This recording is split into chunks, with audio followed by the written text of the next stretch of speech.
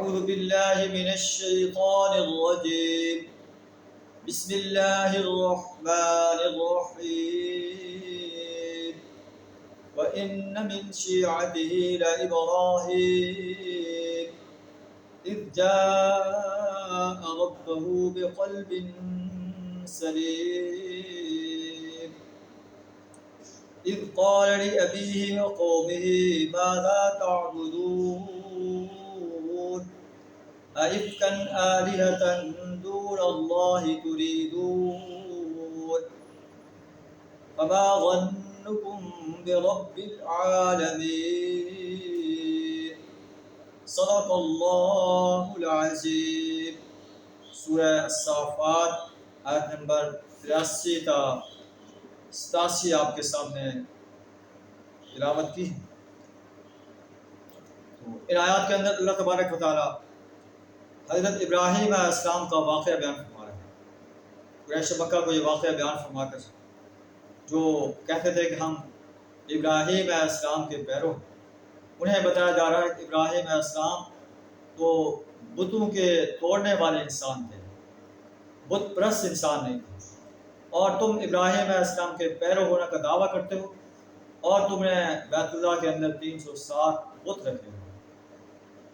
اور اس میں اہل ایمان کے لیے بھی رہنمائی ہے کہ ابراہیم علیہ السلام تو ایسے عظیم انسان تھے کہ جب اللہ نے انہیں حکم دیا کہ اپنے بیٹے کو میرے راستے میں ذبح کر دو، تو انہوں نے اپنے بیٹے کو ذبح کرنے کے لیے چھری چلا دی، تو انہیں اپنے عزیز سے عزیز ترین چیز اللہ کے راستے میں قربان کرنے کے لیے تیار ہو گئے۔ لیکن اہل ایمان اپنے گریبان میں جھانک کر دیکھیں کہ کیا وہ بھی اللہ کے دین کو غالب کرنے کے لیے اپنا مال، اپنا جان، اپنا وقت، اپنی صلاحیت قربان کرتے ہیں، یا صبح سے لے کر شام تک دنیا کمانے میں ایسے غرق رہتے ہیں کہ انہیں اپنی آخرت کو سنوارنے کا خیال ہی نہیں آتا، اللہ کے دین کو غالب کرنے کا خیال ہی نہیں آتا۔ تو آیات کا ترجمہ کچھ اس طرح ہے، وَإِنَّ مِن شِيعَتِهِ لَإِبْرَاهِيمَ، ابراہیم علیہ السلام بھی حضرت نوح علیہ السلام کے طریقے پر چلنے والے تھے۔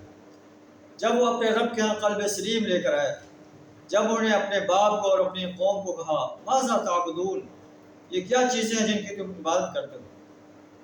اَئِفْكًا آلِهَةً دُونَ اللَّهِ تُرِيدُونَ، کہ اللہ کو چھوڑ کر جھوٹ کھڑے ہوئے معبود چاہتے ہو؟ فَمَا ظَنُّكُمْ بِرَبِّ الْعَالَمِينَ، رب العالمین کے بارے میں تمہارا کیا گمان ہے؟ اسی بات کو ابراہیم علیہ السلام نے ایک دوسرے مقام پر بھی اپنے باپ کو دعوت کر دیتے ہوئے کہا ہے، یا ابت لم تعبد ما لا يسمع ولا يبصر، اے بجان آپ ان بتوں کی عبادت کیوں کرتے ہیں جو نہ دیکھ سکتے ہیں نہ سن سکتے ہیں، ولا یغنی عنک شیئا، نہ آپ کو کوئی نفع نقصان پہنچا سکتے ہیں۔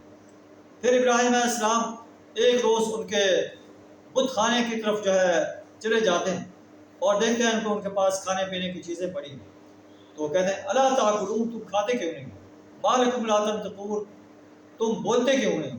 فراغ علیہم غضبا بالجبین، پھر ان تمام بتوں کو توڑ دیتے ہیں، ایک بت کے چھوڑ دیتے ہیں۔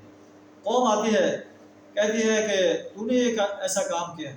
ابراہیم علیہ السلام ان سے مخاطب ہوتے ہیں، اتعبدون ما تنحتون، کیا تم ان بتوں کی عبادت کرتے ہو جنہیں تم خود اپنے ہاتھوں سے تراشتے ہو، ہاتھوں سے تراش کر تم ان کے سامنے اپنی حاجات پیش کرتے ہو، اپنی بندگی کا اظہار کرتے ہو۔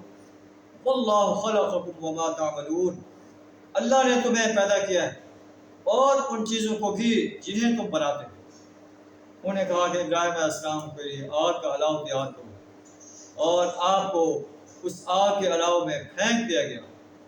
اللہ بتائے قلنا یا نار کونی بردا وسلاما علی ابراہیم، ہم نے کہا اے نار، اے آگ ابراہیم علیہ السلام پر ٹھنڈی اور سلامتی والی بن جائے، اور آگ ٹھنڈی اور سلامتی والی بن گئی۔